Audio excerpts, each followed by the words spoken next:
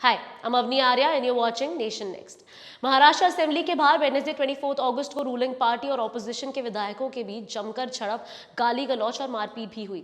इस इंडिसेंसी पर आम लोगों ने ताज्जुब व्यक्त किया कि माननीय और आदरणीय खिलाने वाले एमएलएस का यह तरीका बड़ा अजीब और शर्मनाक है।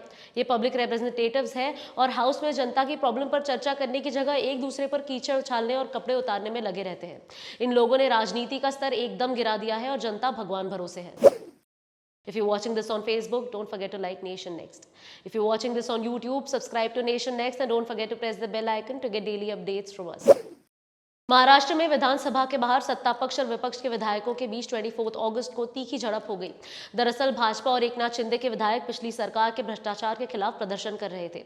इस बीच महाविकास आघाड़ी, उद्धव गुट, एनसीपी और कांग्रेस के विधायक भी वहां पहुंच गए और नारेबाजी करने लगे।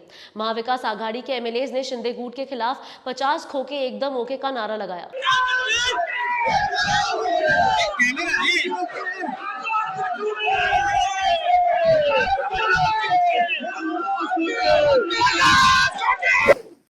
देखते ही देखते माहौल गरमाने लगा, जोर जोर से नारेबाजी होने लगी। विधायक एक दूसरे को धक्का देने लगे। इस दौरान दोनों पक्षों में गाली गलौच और मारपीट भी हुई। इसका वीडियो भी सामने आया है।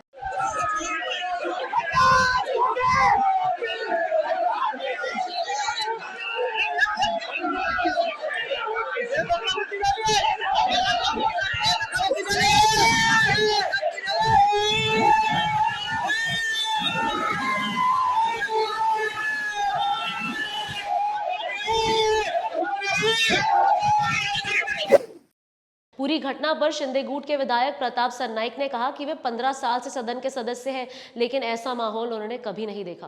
कुछ भी हुआ है, ये तो एक ट्रेलर था, पिक्चर अभी बाकी है। समझ में आया क्या?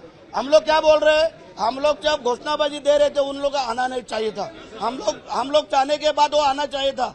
वो लोग कल परसों जो कुछ कर रहे थे, हम लोग कोई आया इसमें से एक ही दोनों पार्टी का, तो क्यों आया? तो इसको कोई ठेस लग गई, समझ में जाना। आपको धक्का मुक्की दिया गया? अरे हट, धक्का मुक्की हमको क्या करेगा वो लोग? हम लोग ने उनको धक्का मुक्की कर दिया। सरनाइक के मुताबिक महाविकास आघाड़ी के नेताओं ने हम पर गंभीर आरोप लगाए हैं, भ्रष्टाचार के आरोप लगाए हैं और हम यहां लोकतांत्रिक तरीके से इसका विरोध कर रहे थे, लेकिन एनसीपी और कांग्रेस के विधायक गुंडागर्दी कर रहे हैं। वहीं कांग्रेस नेता नाना पटोले ने कहा कि यही भाजपा का असली चेहरा है, जिसे पूरा देश देख और समझ चुका है। बीजेपी के साथ है, बीजेपी के हाँ में हाँ बोलने वाले लोग हैं, उनके ऊपर कोई भी कार्रवाई नहीं होगी। जैसे आपने देखा होगा कि मनीष सिसोदिया के बारे में उनको कहा गया कि तुम बीजेपी में आ जाओ, तुम्हें सीएम बनाते, और ईडी और सीबीआई की सभी कार्रवाई हम बंद करते हैं। इस तरह का तानाशाह जो प्रवृत्ति इस देश की लोकशाही में हम लोग डेमोक्रेसी में देख रहे हैं, अंग्रेज से भी बदतर देश में इस तरह का जो डेमोक्रेसी में केंद्र की सत्ता काम कर रही है, इसका पूरे देश में देश की जनता विरोध कर रही है। महंगाई, बेरोजगारी और किसानों के इशू में तो लोग पहले ही परेशान हैं, और इस तरह का दबाव तंत्र लोकशाही में कभी नहीं चलता।